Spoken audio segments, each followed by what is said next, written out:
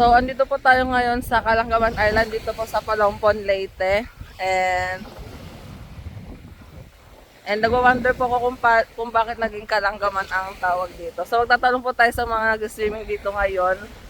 And go! Ate! Ano po? Ano po? Bakit po Kalangaman Island ang tawag dito sa island na Ites? Kasi madaming langgam. Okay. Alam mo yung mga langgam na nga. Ang daming langgam po saan? Sa sand. Ano pa ba? Sa dagat. Go!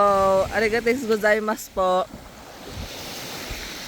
So maghanap naman po tayo ulit. Ito si Kuya. Kuya, Yes. bakit po sa palagay nyo Kalangaman Island yung tawag sa island na Ites? Because this island is yung pangalan po na So ulit daw po. Bakit po Kalangaman Island ang tawag sa islander na Ites? Ba't Kalangkaman? Oo. Kasi po, wait. Hadton, wari. Because this island is a homespan for a bird. No. Derived from the word of Cebuano, langgam, which mean is bird. As much as you... Sabi ko ang garap. 1, 2, 3, go. Gintawag niya Kalanggaman kay ini nga isla damuhin katamsihan.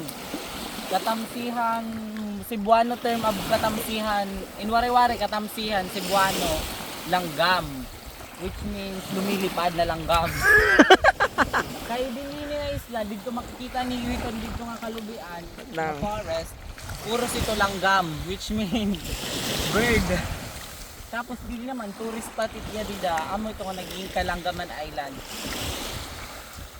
And bakit nyo po alam yung neto, origin or yung inanuhan neto, si history? Although hindi ako taga dito sa Palompon, which is Palompon, Leyte. ito located to sa Palompon, Leyte. Hindi ako taga dito, taga Karigara po ako. Shoutout sa mga Karigaran on. Nalaman ko lang po doon sa pag dadaon nyo, pag pumunta kayo dito may makikita kayo doon lapida.